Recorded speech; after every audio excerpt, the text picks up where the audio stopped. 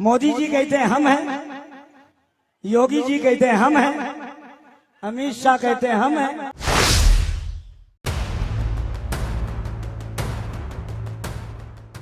कव्वाल राजनीति में कूद पड़े तो कव्वाल और कव्वाली का क्या होगा, इस पर आप जरा गौर फरमाएं। पिछले कुछ समय से यह देखा जा रहा है कि मुस्लिम शायर, गायक और अदाकार सरकार से नाराज हैं और उनकी यह नाराजगी आप सभी ने देखी है। शायर मुनव्वर राणा की सरकार से अदावत भी आप देख चुके हैं।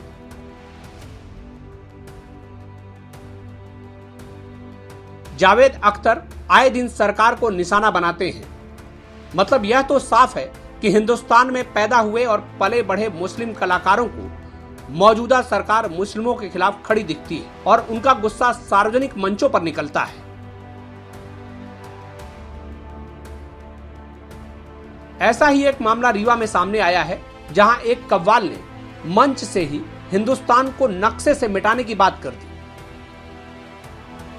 तस्वीरें रीवा के मनगवा विधानसभा क्षेत्र की हैं, जहां हर साल की तरह इस बार भी सालाना उर्स का आयोजन किया गया।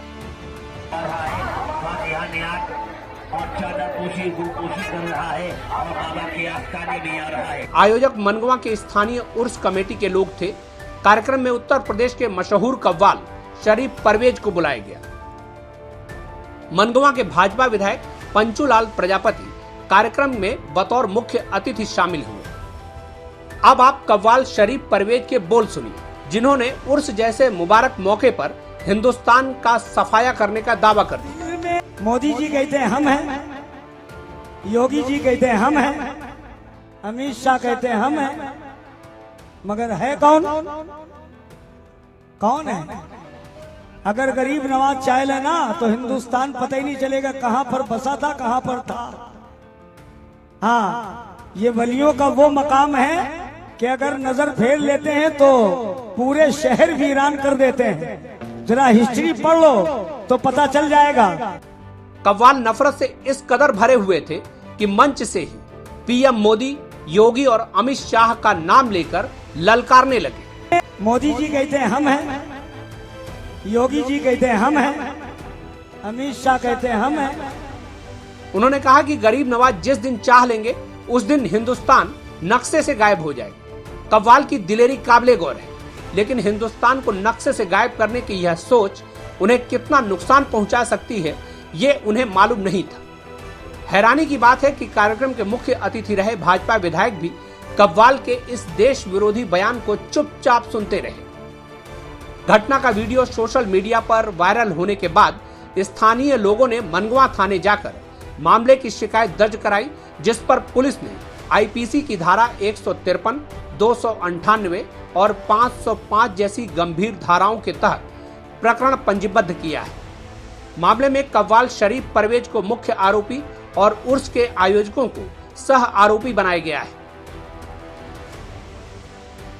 बात सिर्फ मोदी, योगी और अमित शाह की होती तो शायद किसी को आपत्ति न होती, लेकिन कव्वाल साहब एक कदम आगे निकलकर हिंदुस्तान के सफाये तक पहुंच गए, जो यह दिखाता है कि कुछ मुस्लिमों के भीतर देश विरोधी भावनाएं किस कदर हावी हो रही हैं। मगर है कौन? कौन है?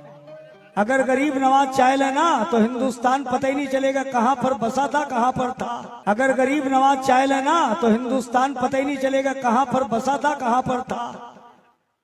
हाँ, ये वलियों का वो मकाम है कि अगर नजर फेर लेते हैं तो पूरे शहर वीरान कर देते हैं। जरा हिस्ट्री पढ़ लो।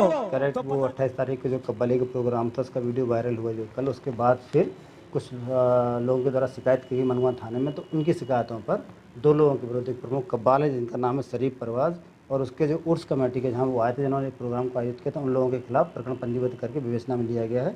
153, 505, 2 और 298 आईपीसी के तहत प्रकरण पंजीबद्ध किया गया है। वैधानिक कार्रवाई की जा रही है, साथ में आरोपी की भी पतासाजी की जा रही है।